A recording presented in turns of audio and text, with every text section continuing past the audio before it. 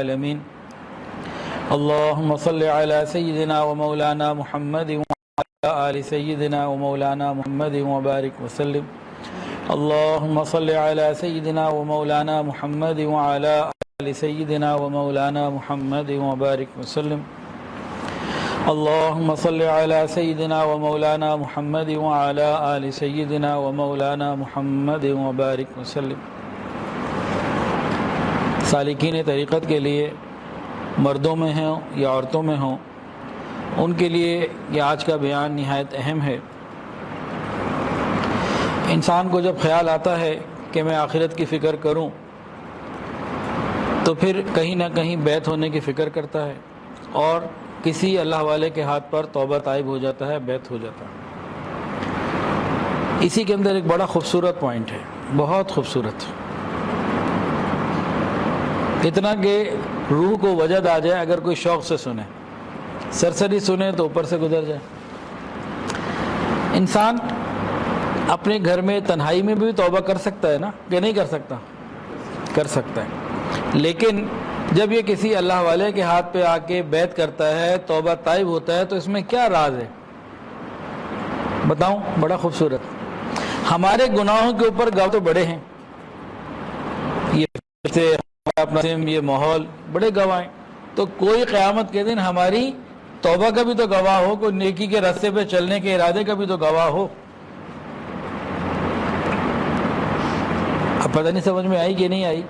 بات بڑی پیاری ہے۔ مچھلی کو آپ نے دیکھا ہے، مچھلی کی جسمانی زندگی کا تعلق پانی کے ساتھ ہے، پانی میں ہے تو سکون میں ہے، پانی سے نکال دو تو تڑپے گی۔ ایمان والے کی روحانی زندگی کا تعلق یاد الہی کے ساتھ ہے۔ ایمان والے کی، میری اور آپ کی روحانی زندگی کا تعلق اللہ تعالیٰ کی یاد کے ساتھ، ذکر کی کثرت کے ساتھ ہے، کبھی کبھی کا ذکر نہیں، ذکر کی کثرت کے ساتھ ہے۔ یاد رکھیے، انسان اگر روحانی طور پر زندہ، انسان اگر کثرت ذکر کرتا رہے یہ روحانی طور پر زندہ، اور انسان اگر ذکر سے غافل ہو جائے تو روحانی طور پر مردہ۔ یہاں ایک اور بڑی عجیب بات آپ کو بتائیں، بڑی عجیب، جب جسم مردہ ہو جاتا ہے انسان کا تو کیا کرتے ہیں؟ قبر میں ڈال دیتے ہیں۔ تو یہ زمین کی مٹی مردہ جسم کی قبر بنتی ہے، اور اگر دل مردہ ہو جائے تو کیا ہوتا ہے؟ یہ ہمارے زندہ جسم ہمارے مردہ دلوں کے لیے قبر کی مانند ہوتے ہیں۔ جسموں کی قبر زمین کی مٹی، اور دلوں کی قبر ہمارا یہ کھاتا پیتا دوڑتا بھاگتا جسم۔ اس دل کو زندہ کرنا ہے، اس کے لیے محنت کرنی ہے۔ یہ جھنگ اجتماع، یہ روحانی اجتماعات اسی لیے ہیں، اس کو زندہ کرنا ہے۔ آپ کہیں گے جی اتنی بڑی بڑی باتیں کیے جا رہے ہیں، کوئی دلیل اور بھی تو ہو مضبوط، تو سنیے نبی علیہ السلام کی بات۔ نبی علیہ السلام نے فرمایا، مثال اس شخص کی جو ذکر کرتا ہے اور جو ذکر نہیں کرتا زندہ اور مردہ کی مانند ہے۔ نبی علیہ السلام نے فرمایا ذکر کرنے والے کی مثال زندہ کی سی ہے، ذکر نہ کرنے والے کی مثال مردہ کی سی ہے۔ کیا مطلب مردہ؟ بھئی ایک آدمی ذکر نہیں کرتا، کھاتا پیتا ہے، کیا مردہ ہی ہے؟ نہیں، روحانی طور پر یہ مردہ، قلبی موت اس کی ہو چکی۔ تو ہم نے اپنے قلوب کو منور کرنا ہے۔ اچھا، جتنی بھی عبادات ہیں سب کا مقصد کیا ہے؟ تفصیل میں جائیں گے تو نتیجہ تب بھی یہی، صرف ایک ایگزامپل لے لیں تو نتیجہ تب بھی وہی۔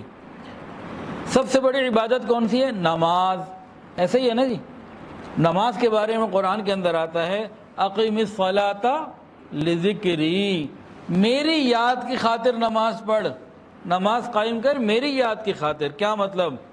لہذا جس نماز میں یاد الہی نہیں ہوتی، پھٹے پرانے کپڑے کی طرح منہ پہ مار دی جاتی ہے، چل دفع ہو جا، پیچھے چل، کیا لے کر آئے؟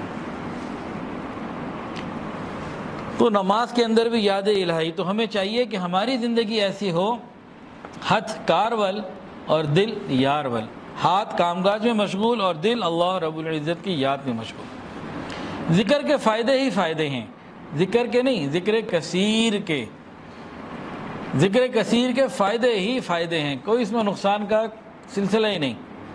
ایک فائدہ کیا ہے ذرا سنیے، حدیث قدسی اللہ تعالیٰ ارشاد فرماتے ہیں کہ میں اپنے بندے کے ساتھ اس کے گمان کے مطابق معاملہ کرتا ہوں.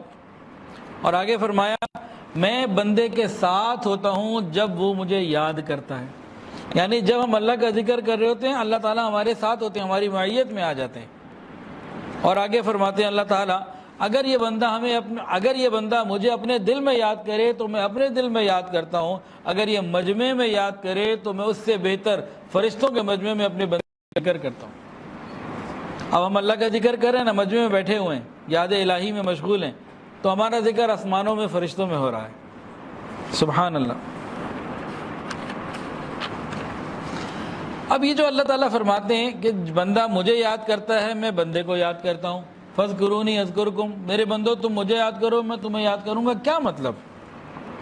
ہم جب اللہ کو یاد کرتے ہیں تو ہم کہتے ہیں اللہ اللہ اللہ اللہ، تو کیا اللہ تعالیٰ یوں کہیں گے بندہ بندہ بندہ؟ نہیں. ہمارا یاد کرنے کا مطلب ہے کہ یاد الہی ہو اللہ تعالیٰ کے ساتھ. اللہ رب العزت کا یاد ایک مثال سے سمجھ لیں. بچہ ایک صاحب ان کا بچہ پڑھ کے ہوا، اس نے کہا جی میری یہ ڈگری ہے اور فلانی جگہ جو ہے نا ویکینسی ہے انٹرویو کے لیے بہت سارے لوگ جا رہے ہیں، میں بھی جا رہا ہوں. معلوم ہوا کہ جس نے وہ آپ کا دوست ہے. وہ پوچھتے ہیں بیٹا نام بتاؤ، دیکھتے ہاں یہ تو میرا بڑا جگری یار ہے، ذرا کال ملا اس کو. اب اسے کال پہ بات کرتا ہے کہ ہاں جی خیر سلام دعا کے بعد کہتا ہے جی انٹرویوز آپ لینے ہیں، میرا بچہ بھی آ رہا ہے ذرا یاد رکھنا. یہاں پہ یاد رکھنے کا کیا مطلب ہے؟ کہ بھئی نوکری دے دینا. جیسے کہ رشتہ داروں میں جاتے ہیں، کسی کا لڑکا ہے اس کو اپنی بیٹے کے لیے بچی کی ضرورت ہے، بہو کی تلاش ہے، تو کسی خاتون نے گئی کہ بھئی آپ کی بچی مجھے اچھی لگی ہے، جب رشتہ دیکھنے لگے تو ہمیں یاد کر لینا. کیا مطلب؟ کام کے وقت میں نا یاد کر لینا. تو مطلب یہ ہوا کہ انسان اللہ رب العزت کو اطاعت کے ساتھ یاد کرے، اللہ رحمت کے فیصلوں کے ساتھ یاد کرے. یعنی نوکری کا فیصلہ کرنے لگو میرے بیٹے کو یاد کر لینا، اپنی بیٹی کے لیے رشتہ تلاش کرنے لگو تو میرے بیٹے کو یاد کر لینا، اس وقت فیصلہ ہمارے حق میں کرنا. تو اطاعت کے ساتھ اللہ تعالیٰ کی عبادت کی اطاعت کی زندگی گزارے، اللہ تعالیٰ ہمارے حق میں رحمت کے فیصلے کریں گے. میرے بندو تم مجھے اطاعت کے ساتھ یاد کرو گے میں تمہیں مغفرت کے ساتھ یاد کروں گا. میرے بندو تم مجھے فرش پر یاد کرو گے میں تمہیں عرش پر یاد کروں گا.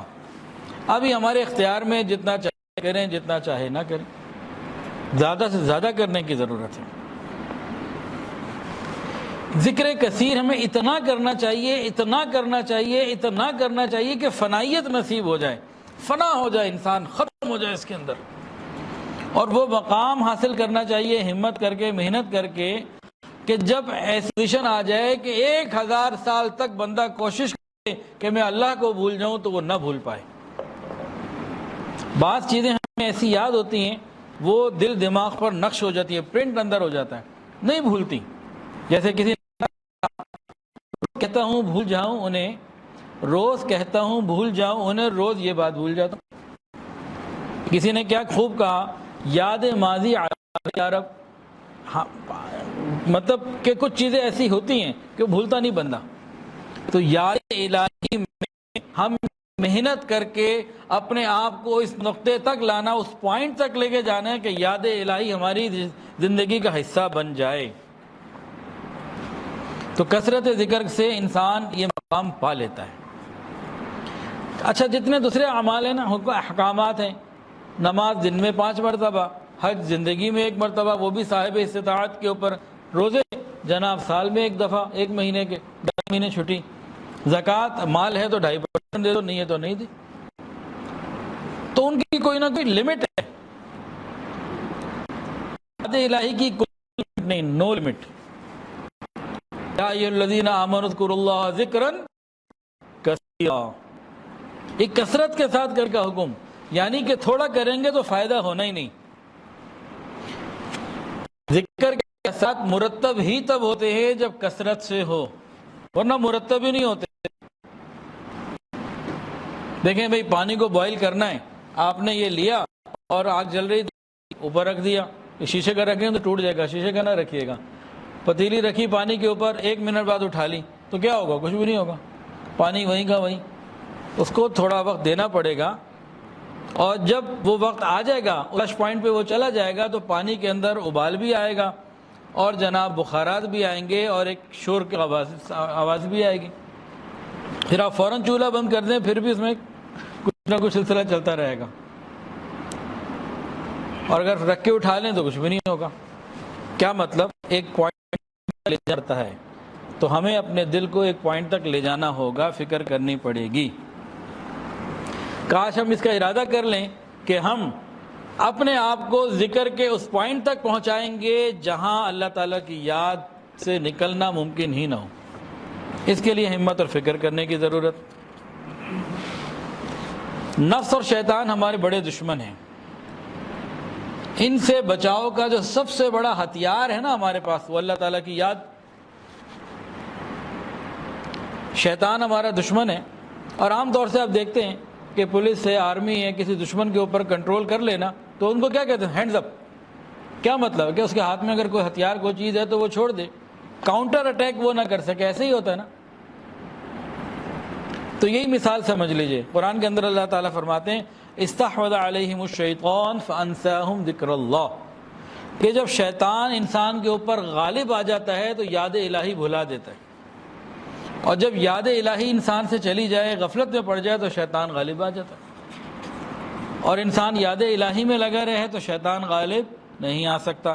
حدیث کے اندر یہ بات موجود ہے کہ شیطان انسان کے دل کی طرف متوجہ رہتا ہے، جب تک دیکھتا ہے کہ یاد الہی میں لگا ہوا ہے پیچھے رہتا ہے، جیسے ہی دیکھتا ہے غافل ہو گیا تو فوراً اپنی کاروائی وہ شروع کر دیتا ہے۔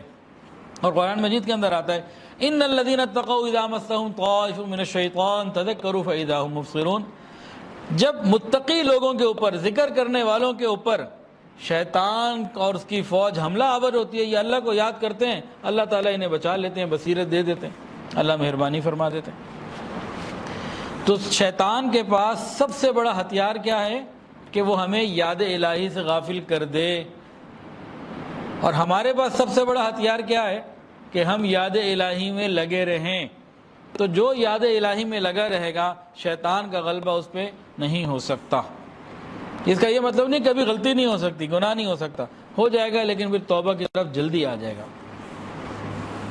آج کل ڈپریشن، اینگزائٹی، فرسٹریشن بھری ہوئی ہے معاشرے کے اندر۔ کیا وجہ ہے اور علاج کیا ہے؟ ڈپریشن کی وجہ معاشرے میں اتنی زیادہ جو ڈپریشن ہے، اینگزائٹی ہے، فرسٹریشن ہے، اس کی وجہ کیا اور علاج کیا ہے؟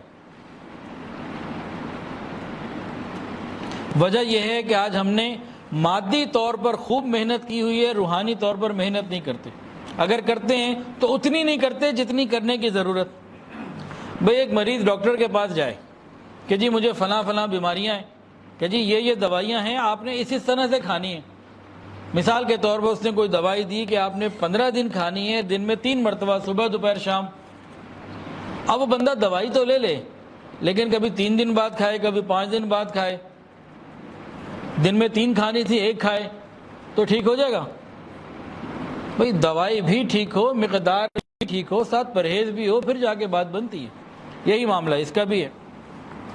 اب ڈپریشن سے بچنے کے لیے حدیث نبوی سن لیجئے۔ نبی علیہ السلام نے ارشاد فرمایا کہ جو لوگ، جو قوم، جیسے ہم لوگ بیٹھے ہوئے الحمدللہ کہیں، الحمدللہ الحمدللہ، فرمایا جو لوگ اللہ تعالیٰ کی یاد کے لیے بیٹھ جاتے ہیں، فرشتے ان کو گھیر لیتے ہیں، اللہ کی رحمت ان کو ڈھانپ لیتی ہے، اللہ تعالیٰ ان کے دل کے اندر سکینہ اور اطمینان ڈال دیتے ہیں۔ یہ جو یہاں بیٹھے ہوئے ڈپریشن کا علاج ہو رہا ہے، اللہ تعالیٰ دلوں میں اطمینان اور سکون ڈال دیتے ہیں۔ اور قرآن مجید کے اندر آتا ہے الا بذکر اللہ تطمئن القلوب، جان لو، آگاہ رہو، ہوشیار ہو جاؤ، سمجھ لو کہ دلوں کا سکون یاد الہی کے اندر ہے۔ تو ڈپریشن کا، اینگزائٹی کا علاج کیا ہوا؟ کثرت کے ساتھ اللہ تعالیٰ کا ذکر کرنا، ان مجالس ذکر میں، محفل ذکر میں پابندی کے ساتھ آتے رہنا۔ انسان ڈاکٹر کے پاس، انسان بیمار ہوتا ہے تو ہاسپٹل میں جاتا ہے، کبھی وہ تھوڑا بہت دیکھ کے فارغ کر دیتے ہیں، کبھی کہتے ہیں بھئی آپ کو 2-4 دن رکنا پڑے گا، ایڈمٹ کر لیتے ہیں۔ تو جیسا مرض ہو ویسا معاملہ نا، تو جس کو جتنی زیادہ بیماری ہے ڈپریشن کی، جس کو جتنی زیادہ دل کی فکریں غم ہے، اتنا زیادہ وہ آئے، اللہ کی شان اتنا ہی وہ کم آتا ہے. کہتا ہے جی میں اس لیے نہیں آ رہا میں پریشان پڑا ہوں. یعنی کہ کہہ رہا ہے کہ میں ڈاکٹر کے پاس اس لیے نہیں جا رہا کہ میں بیمار پڑا ہوں، گھر ہی بیٹھا رہا ہوں. اب کیا کریں؟ اب ایسے بندے کا علاج بتائیں. نہ دنیا سے، نہ دولت سے، نہ گھر آباد کرنے سے، نہ دنیا سے، نہ دولت سے، نہ گھر آباد کرنے سے تسلی دل کو ہوتی ہے اللہ کو یا خدا کو یاد کرنے سے. تو بھئی اجتماع کے لیے نا سب شوق کے ساتھ چلیں اور فکر کریں. اور یہاں ہر اتوار کو عصر سے مغرب سارا سال الحمدللہ مجلس ذکر ہوتی ہے. اگلی اتوار کو انشاءاللہ بیان نہیں ہوگا اجتماع کی وجہ سے، اس سے اگلی اتوار کو 4 بجے نماز ہوگی انشاءاللہ تعالی. نماز کا ٹائم نیچے آ رہا ہے. اور اس بدھ کا جو موضوع ہے نا، آج تو ذکر کی کچھ فضیلت اور کچھ اہمیت کے اوپر بات ہے. آنے والی بدھ کو جب انسان بیت ہوتا ہے، ذکر اذکار میں لگتا ہے تو کچھ کیفیات ملتی ہیں. تو کیفیات کی حفاظت کیسے ہو اس پہ انشاءاللہ تعالی بات ہوگی. تو یاد الہی اطمینان دل کا سبب ہے. تو جو جتنا مریض ہے اس کو اتنی زیادہ دوائی لینی پڑے گی. اب بندہ دوائی نہ لے اور کہ جی 10 سال ہو گئے، 20 سال ہو گئے، میں اس پریشانی سے نہیں نکل رہا، تو اس کے لیے تو کیا کہہ سکتے ہیں؟ یہ کہہ سکتے ہیں اللہ تعالیٰ اس کو عقل اور سمجھ عطا فرما دے. اچھا جی، ذکر قلبی بھی ہوتا ہے اور ذکر لسانی بھی ہوتا ہے، قلبی بھی ہوتا ہے. دونوں جائز ہیں، دونوں ٹھیک ہیں، دونوں کا قرآن و حدیث میں ثبوت ہے. لیکن ذکر قلبی یہ 70 گنا زیادہ فضیلت رکھتا ہے اور اصل ذکر یہی ہے. امام قرطبی رحمۃ اللہ نے بھی لکھا ہے. اور ایک سادہ سی مثال سے میں آپ کو ایک بات سمجھا دیتا ہوں.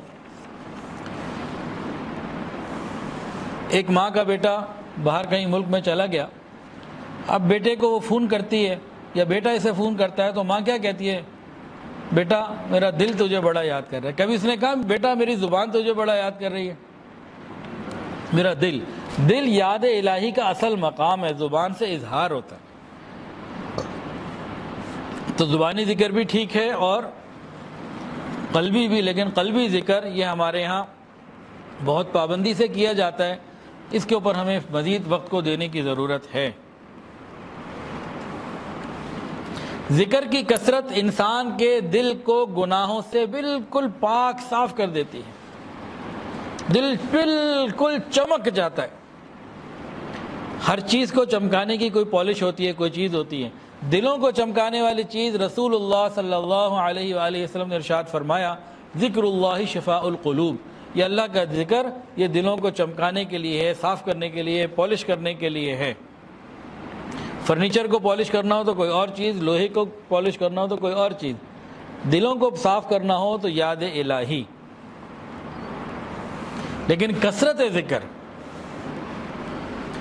اچھا جی، ہمارے سلسلہ عالیہ نقشبندیہ میں مراقبے کی بڑی اہمیت ہے.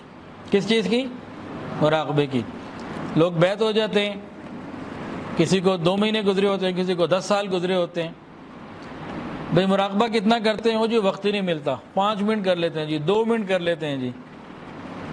یہ 5 منٹ کے مراقبے سے زندگی نہیں بدلنی، کچھ وقت لگانا پڑے گا. اور یہ 5 منٹ کا مراقبہ کر کے چاہتے ہیں کہ فوری طور پر شیخ عبد القادر جیلانی بن جائیں، وہ کیفیات، وہ واردات ساری ان کو ملنی شروع ہو جائیں. تو بھئی ایسے نہیں ہوتا. دیکھیں بھئی ہمارے یہاں علاقے میں غالباً 200 فٹ گہرا بور کرنا پڑتا ہے پانی کے لیے غالباً. اگر 200 فٹ نیچے پانی ہے، 10 فٹ کے 20 یا 40 بور کرا لیے جائیں گے، پانی نکل آئے گا.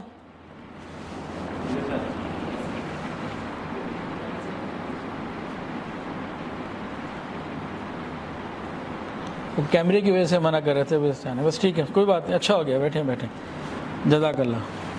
ہاں جی، 200 فٹ نیچے پانی ہو اور 10 فٹ کے 20 بور کرا لیے جائیں تو پانی آ جائے گا؟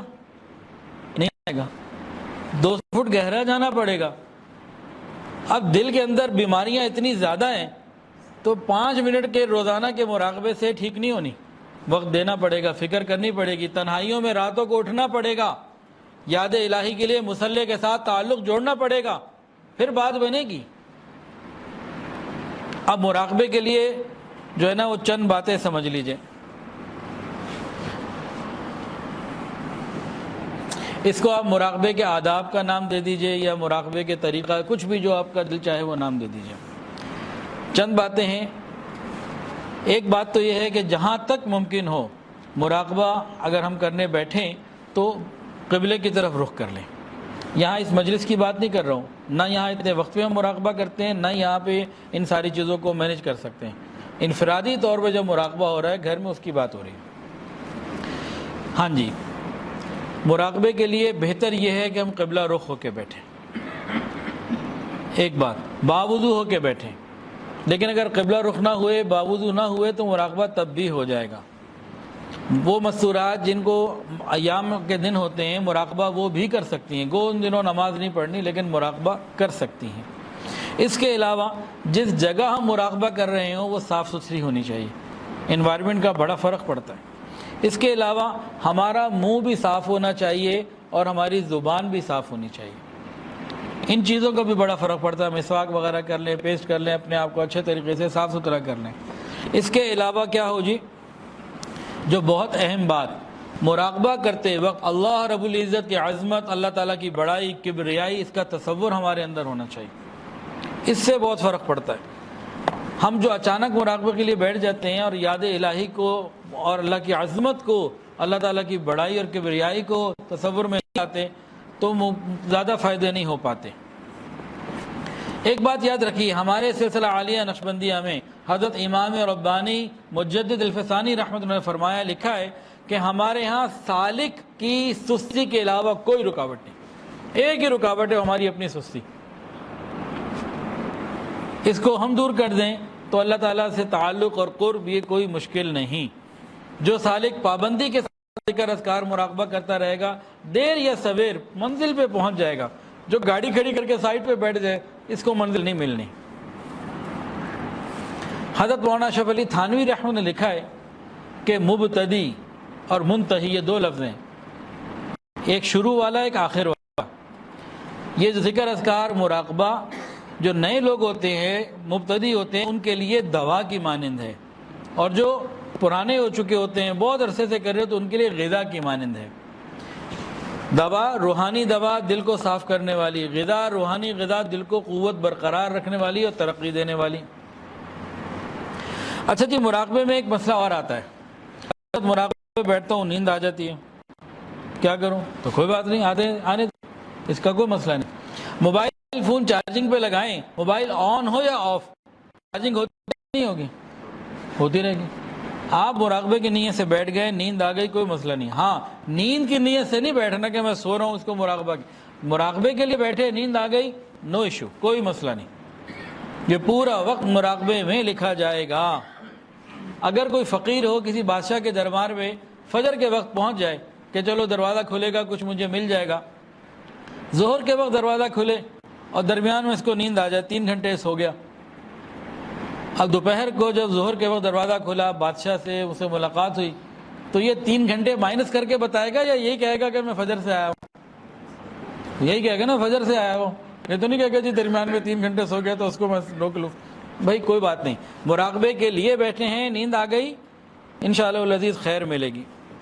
اچھا ایک اور بات، مراقبے کے لیے بیٹھتے ہیں تو 5 منٹ میں ایسا لگتا ہے گھنٹہ گزر گیا، اور اگر کوئی میچ دیکھنے، کرکٹ کھیلنے، گپ شپ میں کہیں لگے ہوئے ہیں تو گھنٹہ بھی لگتا ہے، ایسا لگتا ہے 5 منٹ ہی گزرے ہیں، دیکھو تو گھنٹہ گزر گیا۔ مراقبے میں 5 منٹ گزرتے ہیں، حقیقت میں لگتا ہے کہ گھنٹہ گزر گیا، دوسری طرف حقیقت میں گھنٹہ گزر جاتا ہے، لگتا ہے 5 منٹ۔ موبائل کھولو، ابھی سوشل میڈیا لگایا اور پتہ ہی نہیں چلتا، بندہ کہتے ہیں ابھی 10 منٹ تو ہوئے ہوں گے موبائل پکڑے ہوئے، پتہ لگتا ہے 2 گھنٹے ہو گئے۔ یہ کیا ہے؟ جب انسان مراقبے میں ہوتا ہے تو یہ پھولوں کی سیج پر ہوتا ہے، نیند آ جاتی ہے، اور رحمتوں کی طرف، اللہ تعالیٰ کی طرف سے ایک رحمت ہوتی ہے، تو نیند کا مسئلہ یہ ہو گیا، یہ وقت گزرنے والا۔ یہ شیطان اسی حساب سے ہمارے ساتھ جو ہے نا ہم سے کھیل رہا ہوتا ہے، یہ شیطان کھیل رہا ہوتا ہے ہمارے ساتھ۔ اللہ تعالیٰ کے ساتھ محبت کا تعلق ناپنا ہو تو کیسے ناپیں؟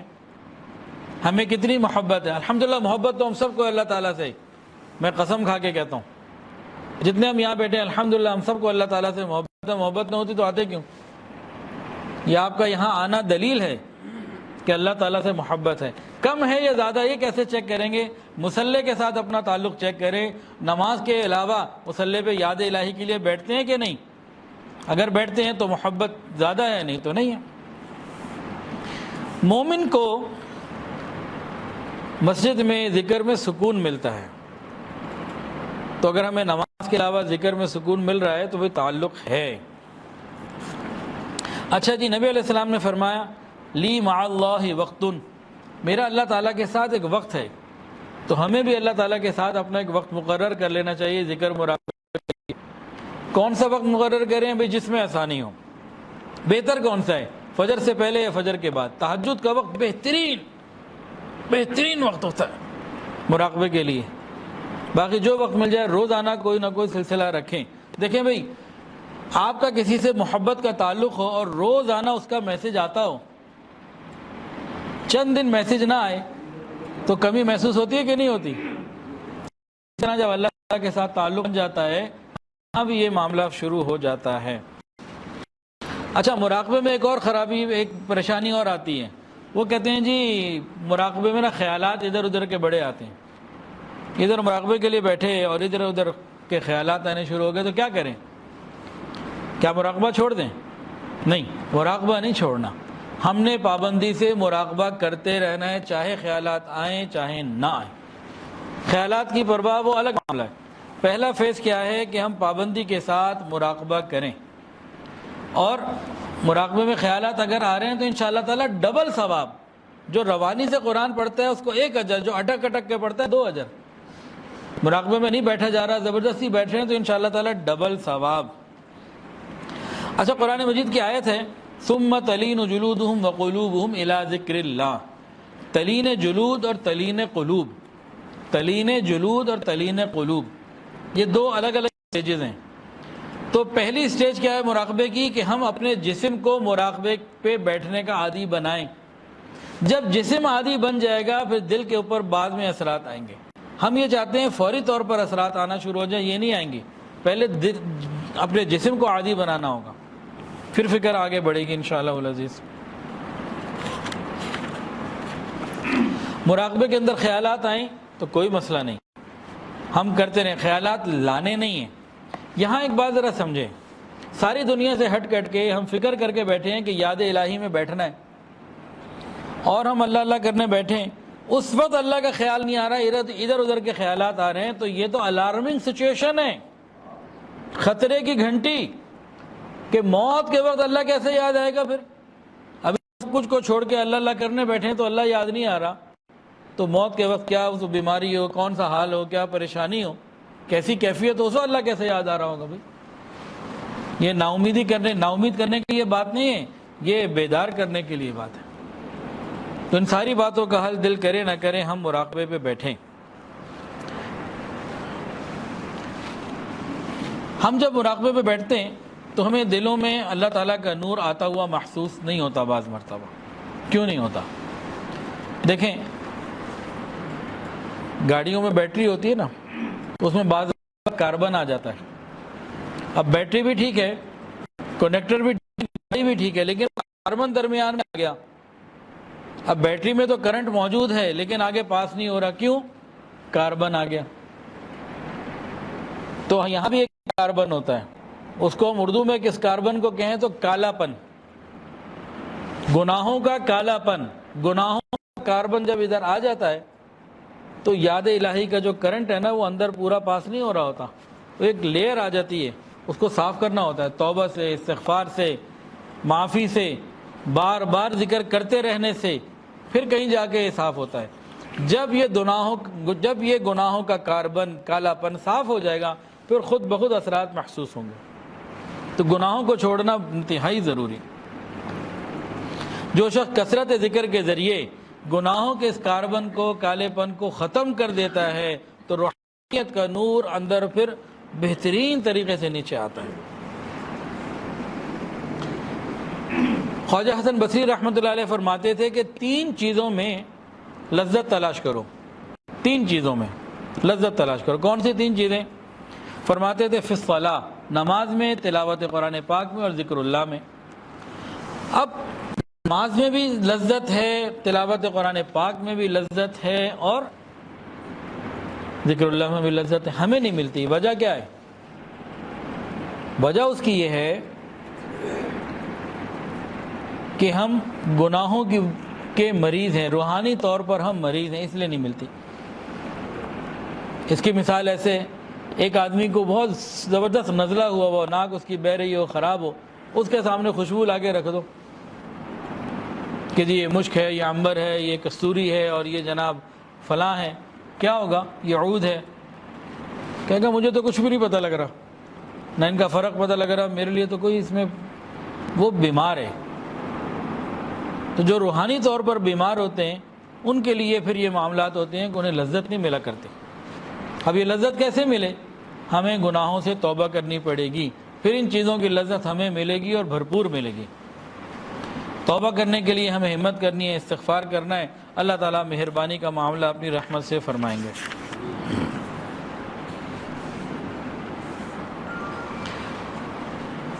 انسان ذکر کر رہا ہے، حلاوت نہیں مل رہی تو کیا کرے؟ ذکر کرنا چھوڑ دے یا کرتا رہے؟ بتائیں۔ کرتا رہے، کرتا رہے، کرتا رہے، وہ مقام آ ہی جائے گا کہ انشاءاللہ تعالی حلاوت مل جائے۔ کیفیات کے اوپر انشاءاللہ آنے والی بدھ کو بات ہوگی 7:30 سے 8:30 انشاءاللہ تعالی۔ اب اور بہت اہم ترین بات سمجھیں، تصوف کے اعتبار سے، ذکر کے حوالے سے بہت اہم ترین بات، یہ عارفین نے لکھی ہیں یہ باتیں۔ علامہ ابن حجر رحمۃ اللہ علیہ فرماتے ہیں کہ عارفین نے لکھا ہے کہ ذکر 7 طریقوں پر ہوتا ہے۔ ذکر کے 7 طریقے ہیں، 7 ذکر ہوتے ہیں۔ پہلی بات فرمائی، آنکھوں کا ذکر، اور آنکھوں کا ذکر رونے سے ہوتا ہے۔ انسان یاد الہی میں روئے، اللہ تعالیٰ کے خوف سے روئے، اللہ تعالیٰ کی محبت میں روئے۔ یہ آنکھوں کا رونا یاد الہی میں، اللہ تعالیٰ کے خوف سے، شوق میں، محبت میں، یہ آنکھوں کا ذکر ہے۔ کسی نے کیا خوب کہا، آیا ہی تھا خیال کہ آنکھیں برس پڑیں، اللہ تیرا آیا ہی تھا خیال کہ آنکھیں برس پڑیں، آنسو تمہاری یاد کے کتنے قریب تھے۔ تو آنکھوں کا ذکر یاد الہی میں رونا، کانوں کا ذکر اللہ اور اس کے رسول کی باتوں کو توجہ کے ساتھ، شوق کے ساتھ سننا۔ یہ محبت کی دلیل ہے کہ جب محبوب کی بات آئے تو انسان توجہ سے سنے، یہ کانوں کا ذکر۔ زبان کا ذکر کیا کہ زبان سے اللہ تعالیٰ کی تعریف بیان کرنا، اللہ تعالیٰ کی بڑائی بیان کرنا، نعمتیں جو موجود ہیں ان کا اظہار کرنا، شکر کرنا، یہ زبان کا ذکر۔ چوتھا، ہاتھوں کا ذکر، ہاتھوں سے اللہ کے راستے میں مال خرچ کرنا، ہاتھوں سے دوسروں کی مدد کرنا، یہ ہاتھوں کا ذکر۔ اور پانچواں، بدن کا ذکر۔ بدن کا ذکر کیا کہ انسان اللہ تعالیٰ سے وفا کرے، بدن کو اللہ تعالیٰ کی نافرمانی میں استعمال نہ کرے۔ یہ 5 چیزیں ہو گئیں، کون سی؟ آنکھ، کان، زبان، دونوں ہاتھ اور پورا بدن، یہ 5 ذکر ہو گئے۔ 2 رہ گئے جی چیزیں، وہ قلب اور روح ہے۔ قلب کا ذکر کیا ہے؟ قلب کا ذکر یہ ہے کہ دل میں کبھی اللہ تعالیٰ کی رحمت کی امید ہو اور کبھی خوف بھی ہو اپنے گناہوں کی وجہ سے۔ یہ دونوں کیفیات آنی جانی چاہیے، کبھی یہ کہ زیادہ کبھی وہ زیادہ، یہ دل کا ذکر ہو گیا۔ روح کا ذکر کیا ہے؟ روح کا ذکر یہ کہ انسان اللہ تعالیٰ کے فیصلے پہ راضی ہو جائے، جو اللہ کا فیصلہ ہے میں راضی ہوں۔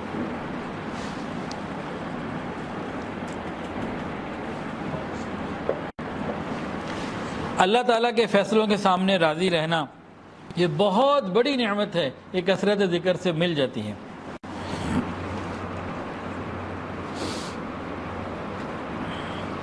آج ہم اپنے مقدر کے پہ راضی نہیں ہیں، شکوے کرتے پھرتے ہیں، یہ نہیں ملا، وہ نہیں ملا، فلاں نہیں ہوا، وہ نہیں ہوا۔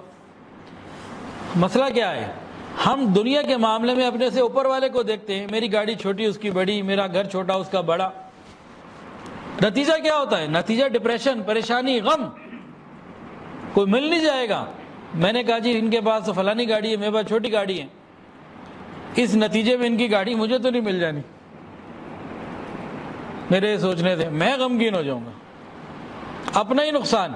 اور اگر میں یہ سوچ لوں دنیا کے معاملے میں سے نیچے والے کو دیکھنا ہے تو جو کچھ اپنے پاس ہے اس پہ اللہ کا شکر ادا کریں، راضی ہو جائیں گے۔ چند دن پہلے ایک میسج آیا، ایک خاتون نے مسئلہ پوچھا کہ جی اس میں سے کوئی پڑوسن ہیں وہ کھانا مانگنے آ جاتی ہیں تو کیا وہ میں ان کو دے دیا کروں، کیا کیا کروں؟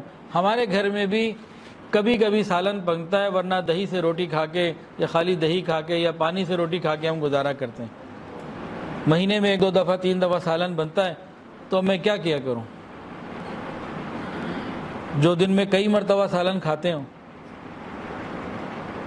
اپنی مرضی کے وقت پہ کھاتے ہوں، پھر فون کر کے جناب ڈیل بھی منگوا لیتے ہوں، اللہ کا کتنا انعام ہے۔ کتنے ایسے لوگ ہیں کہ پورا مہینہ ان کا روزانہ کھانے کے ساتھ نہیں گزرتا، کئی دن فاقے ضرور آتے، وسائل ہی نہیں۔ اللہ نے نعمتیں دی ہوئی، ان کا شکر ادا کرنے کی ضرورت ہے۔ جنتی لوگ اور جہنمی لوگوں کی قلبی کیفیت دنیا میں بتائی علماء نے۔ ابن تیمیہ رحمۃ اللہ نے بڑی عجیب مثال سے سمجھایا کہ جنتی لوگوں کی قلبی کیفیت کیا ہے اور اہل جہنم کی قلبی کیفیت کیا ہوتی۔ بتا دوں جی، بہت اہم بات لکھی ہے، بہت عجیب۔ فرماتے ہیں کہ جنتی لوگوں کے دل کی کیفیت یہ ہوتی ہے کہ وہ دل میں اللہ سے راضی ہوتے ہیں، اور جہنمی لوگوں کی کیفیت کیا ہوتی ہے؟ وہ دل میں اللہ تعالیٰ سے شکوے رکھتے ہیں، مجھے یہ نہیں ملا، مجھے یہ نہیں ملا، مجھے اولاد نہیں ملی، مجھے گھر کا یہ ہو گیا، میرا وہ ہو گیا۔ دل میں بے شمار شکوے اللہ تعالیٰ کی ذات سے رکھتے ہیں، جہاں بیٹھتے ہیں ادھر ادھر شکوے شروع کر دیتے ہیں، اس نے یہ کر دیا، اس نے وہ کر دیا، فلاں نے یہ کر دیا۔ اور جنتی لوگ وہ اللہ کے فیصلوں پہ راضی ہوتے ہیں، جو تیرا رب تیرا فیصلہ جیسے ہوا اللہ کی طرف سے۔ کہ علامہ ابن تیمیہ رحمۃ اللہ نے کیفیت لکھی ہے۔ اچھا جی، ہمیں کیسے پتہ لگے کہ اللہ تعالیٰ ہم سے راضی ہے کہ ناراض؟ یہ سوال ہر ایک پوچھنا چاہتا ہے۔ ایک جواب تو حدیث سے آپ کو دے رہا ہوں، اور ایک میں آپ کو قرآن و حدیث کی روشنی میں دے رہا ہوں۔ حضرت موسیٰ علیہ السلام سے بنی اسرائیل نے پوچھا کہ اے موسیٰ، اب اللہ تعالیٰ سے ہم کلامی کرتے ہیں، ذرا ہمیں پوچھ کے بتائیں اللہ تعالیٰ ہم سے کیسے راضی، ہمیں کیسے پتہ لگے کہ اللہ راضی ہے کہ ناراض؟ موسیٰ علیہ السلام کوہ طور پہ گئے، پوچھ لیا، اللہ تیرے بندے پوچھتے ہیں۔ موسیٰ علیہ السلام سے اللہ تعالیٰ نے فرمایا، موسیٰ چیک کرنا بڑا آسان ہے، یہ بڑا آسان ہے، ان کو بتا دیجئے، وہ اپنے دلوں میں جھانک لیں، اپنے دلوں کے اندر دیکھ لیں، اگر وہ اپنے دل میں مجھ سے راضی ہیں، میرے فیصلوں سے راضی ہے تو میں ان سے راضی، اور اگر وہ میرے لیے اپنے دل میں خفا ہیں، میرے لیے اپنے دل میں مجھ سے ناراض ہیں، تو پھر میں بھی ان سے خفا اور ناراض ہوں۔ نبی علیہ السلام نے یہ تو سکھایا، رضیت باللہ ربا وبالاسلام دینا وبمحمد صلی اللہ علیہ وسلم نبیا ورسولا۔ صبح 3 مرتبہ اور شام 3 مرتبہ یہ ہمیں مانگنا چاہیے۔ اچھا جی، اللہ تعالیٰ ہم سے راضی ہیں کہ ناراض؟ اس کا دوسرا جواب، سوال وہی، اس کا ایک دوسرا جواب، جس سے اللہ تعالیٰ راضی ہوتے ہیں اس کو حضور پاک صلی اللہ علیہ وآلہ وسلم کے طریقے پہ چلا دیتے ہیں، اس کا لباس، اس کا کردار، اٹھنا بیٹھنا اس طریقے پر ہوتا ہے، اور جس سے اللہ راضی نہیں ہوتے، ناراض ہوتے ہیں، اس کو یہود و نصارہ کے طریقے پہ لگا دیتے ہیں، ابو جہل کے اور اس کی ذریت کے طریقے پہ، شیطانی طریقے پہ لگا دیتے ہیں۔ اب ہم دیکھ لیں ہمارے دن رات کا معمول کیا ہے، کیونکہ اللہ تعالیٰ نبی علیہ السلام سے جتنا راضی ہے اور کسی سے راضی نہیں، تو جن کو ان کا طریقہ دے دیا اس کا مطلب ہے اللہ ان سے راضی ہیں۔ اچھا جی، عذاب الہی سے بچنے کا بہترین عمل، اللہ تعالیٰ کے عذاب سے بچنے کا بہترین عمل آپ کو بتانے لگا ہوں، لیکن پہلے عذاب سمجھ لیجئے کہ عذاب کی کیفیات بہت ساری ہوتی ہیں۔ مثلا قحط کا عذاب، چیز ملتی ہی نہیں یا اتنی مہنگی ہو گئی کہ افورڈیبل نہیں رہے۔ مہنگائی کا عذاب، یہ بھی ایک عذاب ہے۔ بارشیں ضرورت سے کم ہوں، یہ بھی عذاب کی ایک کیفیت، ضرورت سے زیادہ ہوں تو عذاب کی ایک کیفیت۔ چند دن پہلے بارش ہوئی، کافی دیر، کئی گھنٹے، ساری رات بارش ہوتی رہی، صبح موسم بدل گیا، ہم بڑے خوش تھے کہ چلو اب موسم بہتر ہو گیا، اے سی بند، پنکھے بند، تو بجلی کا بل کم بھی آئے گا اور ذرا سکون بھی ہوگا، ماحول کے اندر بھی ٹھنڈا اچھا لگتا ہے ایسا۔ پرسوں جناب میرا بیان تھا، ہم دونوں میاں بیوی گئے سہارا میڈیکل کمپلیکس ناگوال، تو وہاں انہوں نے بتایا کہ جی چند دن پہلے جو بارش ہوئی ہے بے شمار چاول کی فصلیں تباہ ہو گئیں، ابھی پچھلے ہفتے جو بارش ہوئی ہے، تو بارشوں کا زیادہ ہو کہ جو چاول بالکل تیار تھے، بارش ہو گئی، ختم ہو گئے، بڑا نقصان ہو گیا۔ بیماریوں کا عذاب، وقت میں بے برکتی، یہ بھی عذاب، اولاد نافرمان، عذاب کی یہ ایک صورت، کاروبار ٹھپ، یہ بھی عذاب کی ایک صورت، تو مختلف چیزیں اس میں آتی ہیں۔ تو ہر قسم کے عذاب سے بچنے کا طریقہ نبی علیہ السلام نے بتا دیا۔ نبی علیہ السلام نے فرمایا اللہ تعالیٰ کے عذاب سے بچنے کے لیے ذکر سے بہتر عمل کوئی اور ہے ہی نہیں۔ حضرت معاذ بن جبل رضی اللہ عنہ اس کو روایت کیا۔ کثرت ذکر، خوب ذکر۔ اللہ تعالیٰ کے محبوب بندے کون ہیں؟ اللہ تعالیٰ کے محبوب بندے کون؟ موسیٰ علیہ السلام نے اللہ سے پوچھا اللہ آپ کن سے زیادہ محبت فرماتے ہیں؟ فرمایا میں اس سے زیادہ محبت کرتا ہوں جو میرا ذکر زیادہ کرتا ہے۔ جو میرا ذکر زیادہ کرتا ہے اس سے میں محبت بھی زیادہ کرتا ہوں۔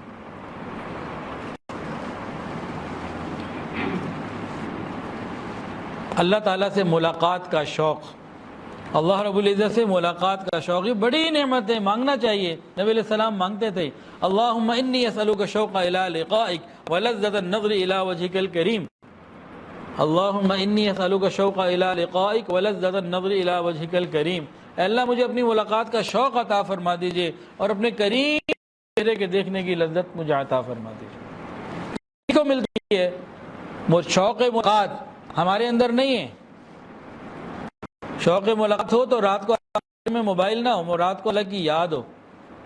رات کو سوتے ہیں تو موبائل ہاتھ میں، صبح اٹھتے ہیں تو پہلا موبائل پہ،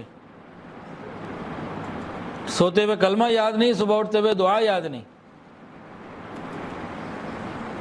تو یاد الہی، اللہ کی ملاقات، اللہ تعالیٰ کی ملاقات کا شوق۔ ذو مصری رحمۃ اللہ علیہ فرماتے ہیں جو انسان اپنی زبان کو اور دل کو یاد الہی میں مشغول کر لیتا ہے اللہ تعالیٰ اسے اپنی ملاقات کا شوق عطا فرما دیتا ہے۔ فرماتے ہیں ملاقات کا شوق یہ خود ایک نور ہے، یہ نور، شوق ملاقات کا نور انہی کو عطا ہوتا ہے جو دل اور زبان کو یاد الہی میں لگا دیتے ہیں۔ انسان کو بعض دفعہ بعض چیزوں پہ حسرت ہوتی ہے۔ قیامت کے دن بلکہ جنت کے اندر بھی اہل جنت کو کس بات پہ حسرت ہوگی؟ حدیث کے اندر آتا ہے انسان کی زندگی کے جو اوقات یاد الہی کے بغیر گزریں گے ان اوقات کے اوپر قیامت کے دن ایمان والوں کو سب سے زیادہ حسرت ہوگی، بڑی حسرت ہوگی۔ کاش اس وقت میں ذکر کر لیتا، میں ٹی وی میں لگ گیا، میں میچ میں لگ گیا، میں ادھر لگ گیا، کاش میں ذکر کر لیتا۔ جیسے کوئی طالب علم فیل ہو جائے نا، اسٹوڈنٹ فیل ہو جائے، پرچہ اس کے ہاتھ میں آ جائے جناب فیل ہو گئے، اس وقت کو خیال آتا ہے کاش وہ موقع تھا میں پڑھ لیتا، میں نے یہ ٹائم گزار دیا، وہ ٹائم گزار دیا، حسرت کر رہا ہوتا ہے۔ تو ایمان والے اس دن حسرت کر رہے ہوں گے کہ کاش یہ وقت میں اللہ کی یاد میں گزار دیتا۔ تو بہرحال بات کیا تھی؟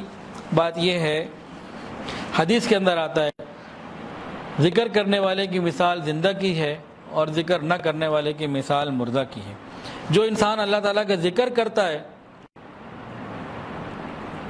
یہ اللہ کا محبوب بھی بن جاتا ہے، اللہ تعالیٰ کا مقرب بھی بن جاتا ہے، اور جو ذکر نہیں کرتا اس کا دل مردہ ہو جاتا ہے اور اس کا جسم جو ہے یہ قبر کی مانند ہوتا ہے، یہ جسم مردہ دل کو لیے پھر رہا ہوتا ہے۔ تو دلوں کو زندہ کرنے کے لیے کثرت کے ساتھ ہمیں اللہ کا ذکر کرنا ہے، اس کے بغیر ہمارا کام نہیں بننا۔ تو اللہ تعالیٰ سے دعا ہے اللہ تعالیٰ مجھے اور آپ کو، ہم سب کو کثرت ذکر کی توفیق عطا فرمائے۔ مراقبے کی کوشش ہونی چاہیے، آدھا پونا گھنٹہ روز، 1 گھنٹہ روز، اس طریقے سے ہونا چاہیے۔ منٹوں والے مراقبے سے نا اب تھوڑا آگے بڑھنا ہے۔ کچھ پوچھ رہے ہیں آپ؟ کہتے ہیں کہ ذکر کرنے کے لیے نا اجازت لینے کی ہے۔ جی جب آپ کسی سے بیعت ہو جاتے ہیں تو خود بخود یہ سارا معاملہ ہو جاتا ہے اس میں۔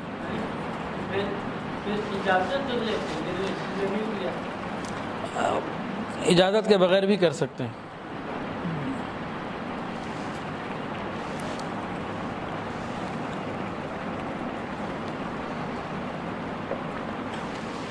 یہ نا ایک بہت لوگ سوال پوچھتے ہیں جو انہوں نے پوچھا کیا ذکر کرنے کے لیے اجازت لینی پڑتی ہے پھر ذکر کرتے ہیں؟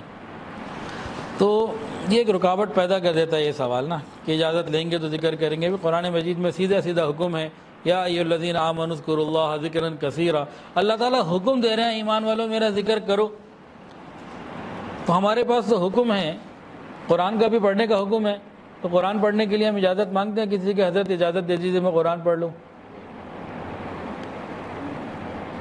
تو قرآن پڑھنے کے لیے اجازت کی ضرورت نہیں تو ذکر کے لیے اجازت کی ضرورت۔ قرآن زیادہ سے زیادہ ذکر کرنا چاہیے. ایک اور یہ سوال بھی کرتے ہیں جی زیادہ ذکر کریں گے خشکی ہو جائے گی, زیادہ ذکر کریں گے پتہ نہیں کیا ہو جائے گا. ارے اللہ کے بندو, زیادہ گانے سنو کچھ نہیں ہوگا, زیادہ فیس بک پہ بیٹھو کچھ نہیں ہوگا, زیادہ ڈرامے دیکھو کچھ نہیں ہوگا, زیادہ سارے حرام کام کر لو کچھ نہیں ہوگا. اللہ کی یاد ہی زیادہ کرنے سے کچھ ہوگا؟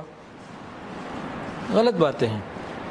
ہاں یہ جو سوال ہوتا ہے نا ذکر کے لیے اجازت کی ضرورت ہے کہ نہیں, انسان کسی سے بیعت ہو گیا, بیعت ہونے کے بعد ایک شیخ کے ساتھ تعلق میں ہے, رابطے میں ہے, وہ ان کو بتا رہے ہیں یہ اذکار کرو.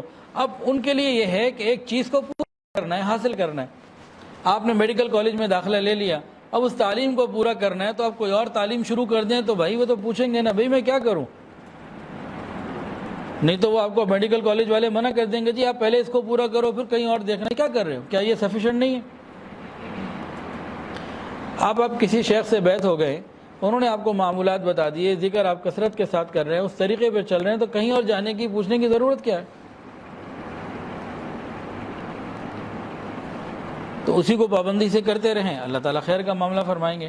تو اس میں جو ان کے سوال کا مطلب ہے نا, جو میں سمجھانا چاہ رہا ہوں کہ بھئی ہم کسی سلسلے سے بیعت ہیں, کسی کے ساتھ رابطے اور تعلق میں آ گئے, اب جو انہوں نے بتا دیا اس کی اجازت ہے تو بتایا, نہ بتاتے ہی نا, اب وہ کرنا شروع کرے اور آگے بڑھے, تو یہ سب اجازت میں ہی آ جاتا ہے, کوئی اس میں وہ مسئلہ نہیں ہے. باقی اللہ تعالیٰ کمی کوتاہی کو معاف فرمائے. ہاں کسی جگہ کسی خاص جگہ پہ کسی اجازت کی جو حیثیت ہوتی ہے وہ اپنی جگہ ہے, میں یہاں جنرل بات کر رہا ہوں.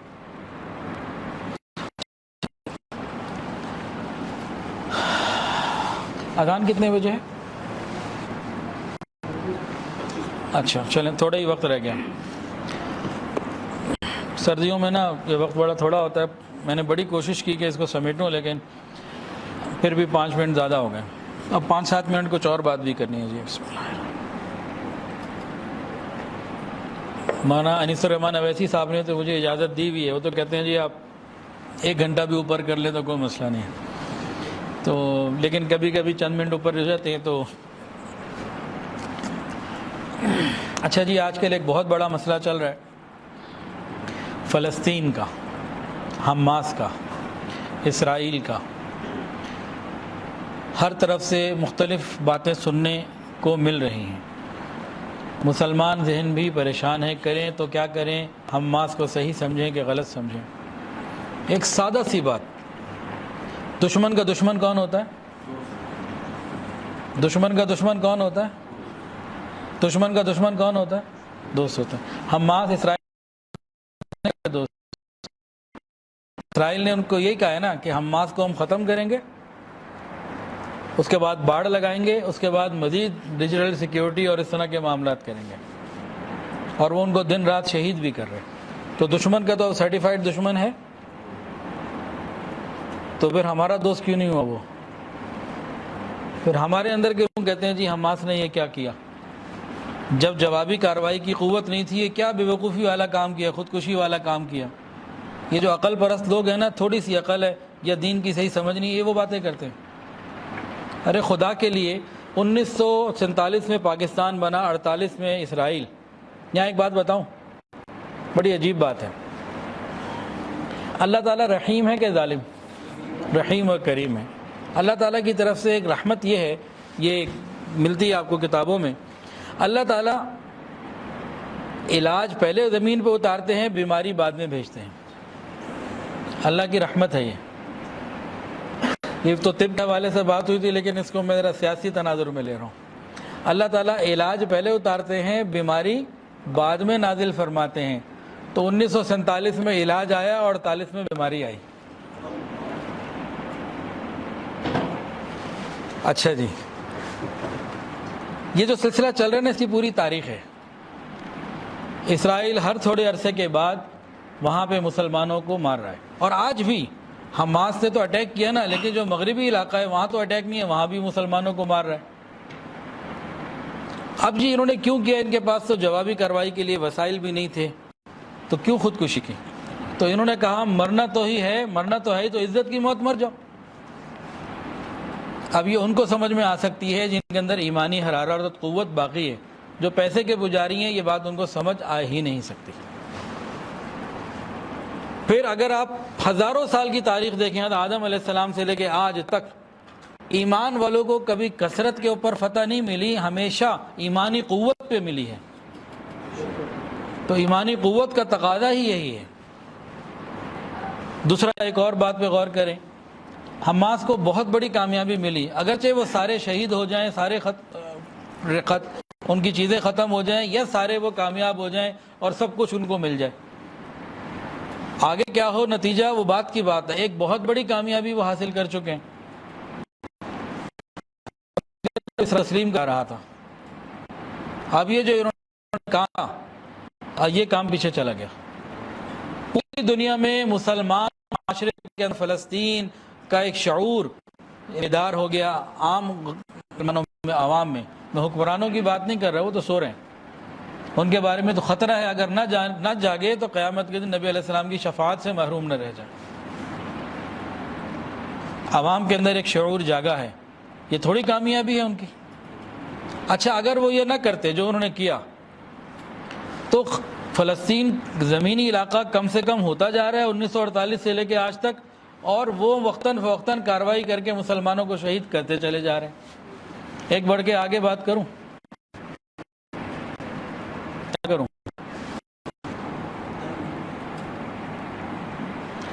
حماس والے اپنی جنگ خالی نہیں لڑ رہے، یہ میری اور آپ کی ہماری جنگ بھی لڑ رہے ہیں، پوری امت مسلمہ جنگ لڑ رہے ہیں۔ اسرائیل کا جو اصل مقصد ہے وہ گریٹر اسرائیل ہے،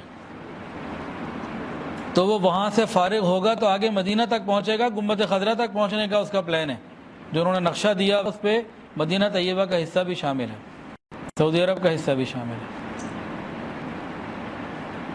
تو یہ تو روک رہا ہے ان کو۔ مزید اب کیا ان کے حالات ہیں، کیا معاملات ہیں، وہ ایک الگ باتیں ہیں، کل کیا ہوگا وہ الگ باتیں۔ تو سادہ سی بات ہے، دشمن کا دشمن دوست ہوتا ہے، اور انہوں نے مسلمان کو جگایا ہے اپنا خون دے کے، قربانیاں دے کے۔ ہم جاگے ہیں کہ نہیں جاگے یہ قیامت کے دن ہم سے پوچھو گے۔ انہوں نے تو جو کر سکتے تھے کر دیا، لیکن ہم نے نہ ٹی وی چھوڑا، نہ میوزک چھوڑا، نہ فیس بک چھوڑا، نہ حرام گفتگو نہ محرم سے چھوڑی۔ ہم نے کیا چھوڑا؟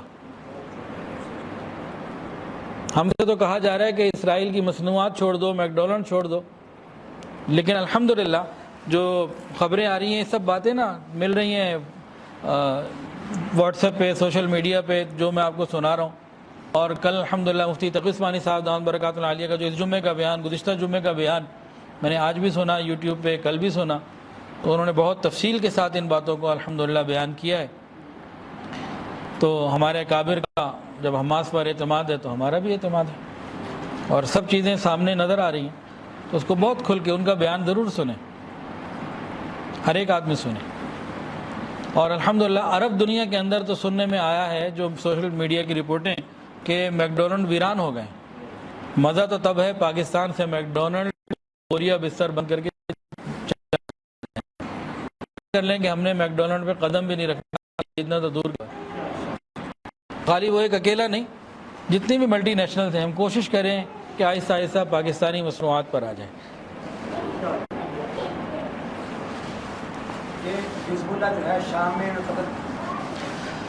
تو اللہ تعالی ہم سب پر رحمت کا معاملہ فرمائے۔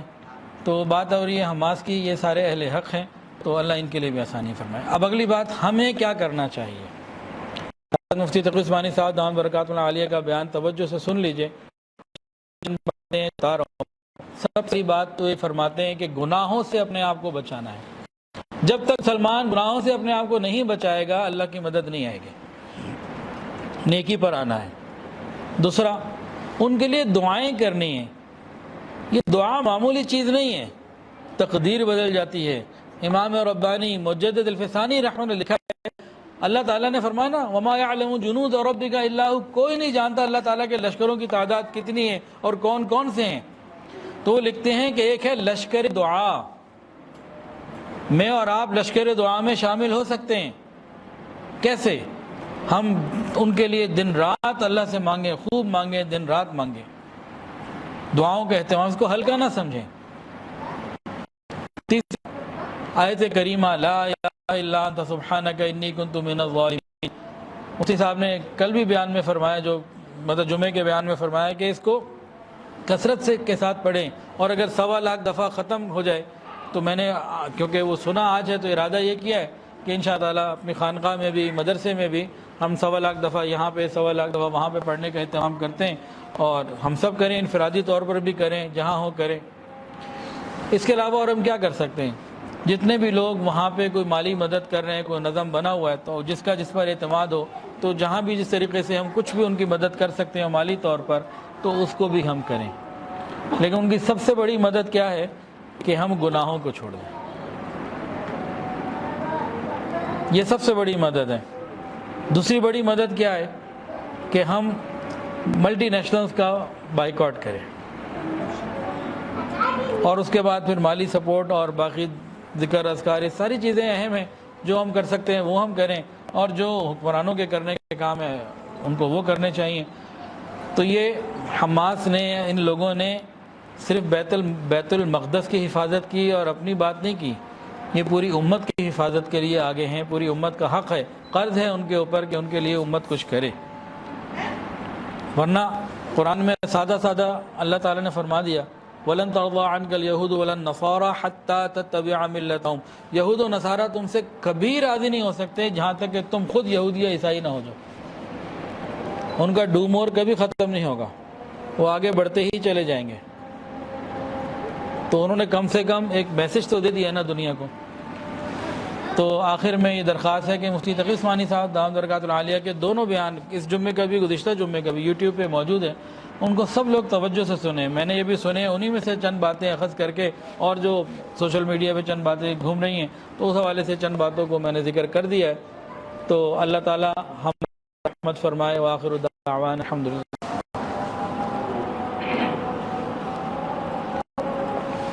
اور الحمدللہ ہم الکہف کے پلیٹ فارم بھی ان کے لیے جو ہے نا فلسطین کے لیے کام شروع کر رہے ہیں انشاءاللہ العزیز۔ تو باقی دارالعلوم کراچی والے بھی کر رہے ہیں، جامعۃ الرشید والے بھی کر رہے ہیں، اور بھی کچھ احباب ہیں جو مستند بھی ہیں اور کام بھی کر رہے ہیں۔ تو مستند لوگوں سے انسان رابطے میں رہے، جو کچھ کر سکتا ہے وہ کرے۔ الکہف ایجوکیشنل فاؤنڈیشن بھی انشاءاللہ العزیز کل صبح سے اس پہ کام شروع کر رہے ہیں، کمپنی اللہ آج رات کو صبح سے شروع کر دیں گے۔ اللہ تعالیٰ پر رحمت فرمائے۔ توبہ کے کلمات پڑھ لیجئے، جو بیعت کرنا چاہے بیعت کی نیت بھی کر لے، جو پہلے کرتے ہیں تجدید بیعت کی نیت کر لیں۔ الحمدللہ ساتھ ساتھ پڑھ لیجئے۔ بسم اللہ الرحمن الرحیم، لا الہ الا اللہ محمد الرسول اللہ، اشہد ان لا الہ الا اللہ واشہد ان محمدا عبدہ ورسولہ، استغفر اللہ ربی من کل ذنب واتوب الیہ، استغفر اللہ ربی من کل ذنب واتوب الیہ، استغفر اللہ ربی من کل ذنب واتوب الیہ برحمتک یا ارحم الراحمین۔ تھوڑی دیر کے لیے مراقبہ کر لیجئے، آنکھوں کو بند کر لیجئے، سروں کو جھکا لیجئے، خیال کر کے بیٹھیے کہ اللہ کی رحمت آ رہی ہے، میرے دل میں سما رہی ہے، اور میرا دل کہہ رہا ہے اللہ اللہ اللہ۔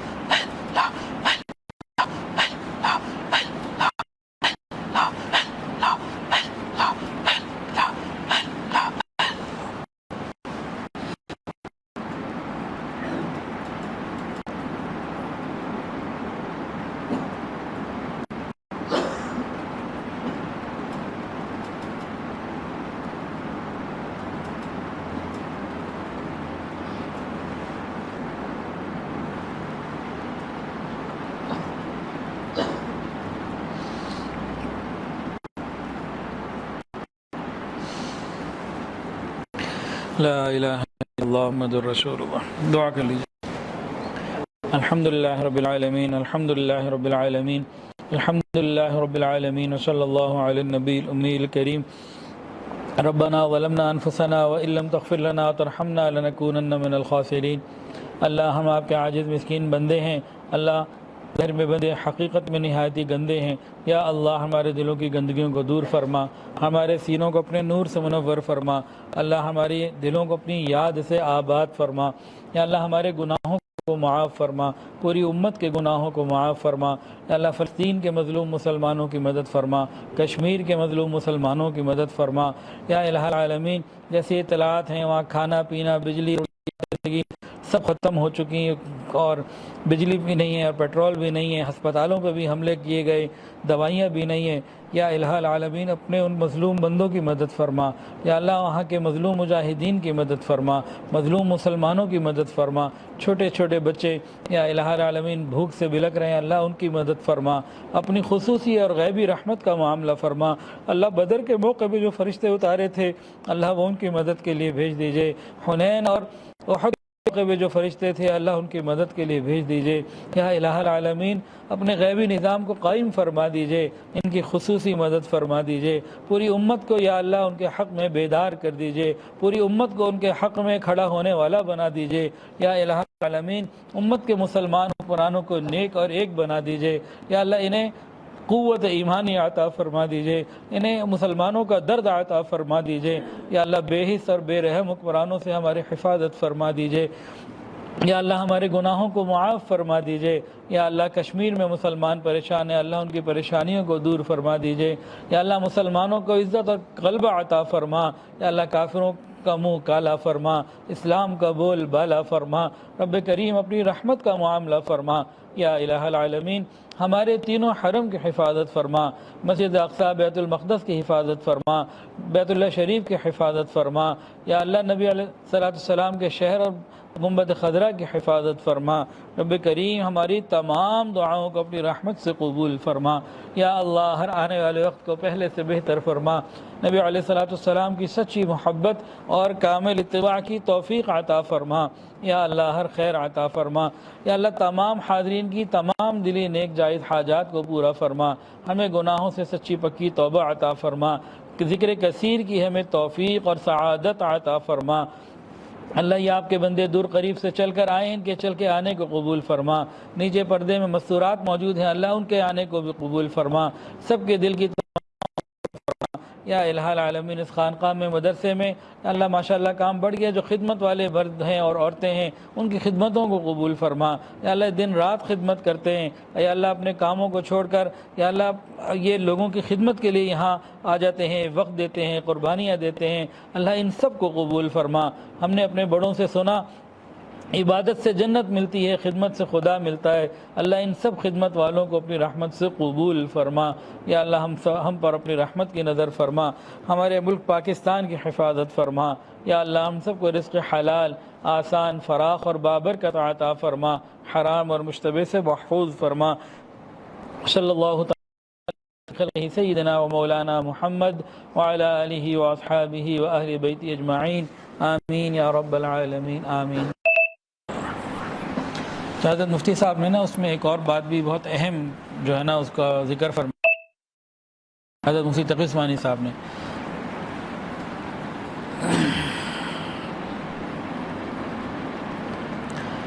انہوں نے بتایا کہ یہ یہودیوں کا پروپیگنڈا ہے کہ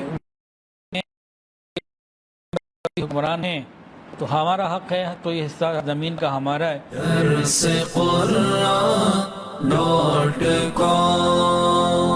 www.darsequran.com